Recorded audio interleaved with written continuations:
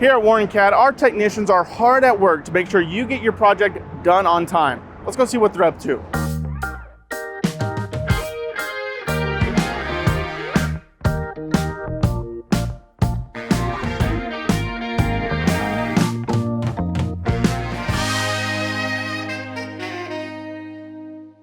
All right, so yeah, I'm joined with Matt. Matt, how long have you been here at Warren Cat?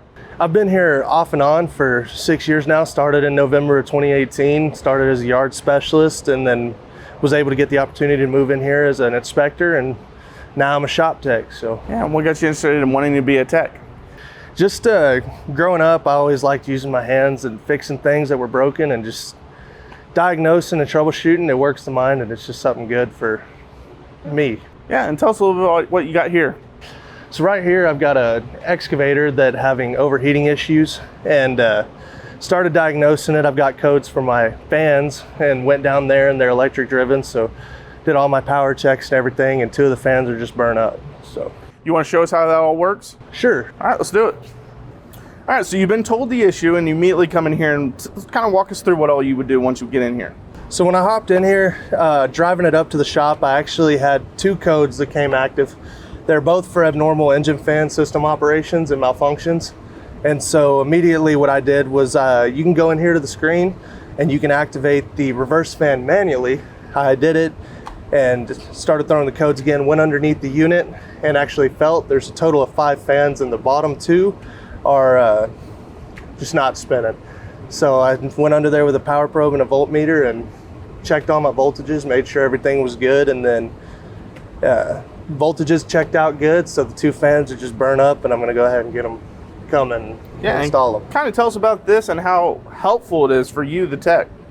Yeah, so with the self-diagnostics built into the excavator, those event codes, very helpful. I mean, immediately when they popped up on the screen and they told me my reverse fan had a malfunction and a 241 code, I can immediately go over to my computer, look it up, find out what component it is, where it's at, and figure out what's going on with it. So it points me in the right direction and helps me get my job done quicker. Yeah, and once you have figured it out and you get the part, how long do you think that whole process would take?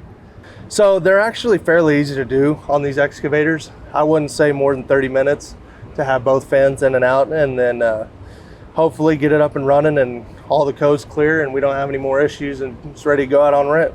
Yeah, so you can possibly get this fixed within a day, possibly, obviously if the parts and everything are there. Yes, sir. Yeah, that's our biggest thing right now, is just waiting on the parts to come in, then get them up and running, and we can have it done in a day. So all this work that you have to do on a day-to-day basis, how does that benefit the customer?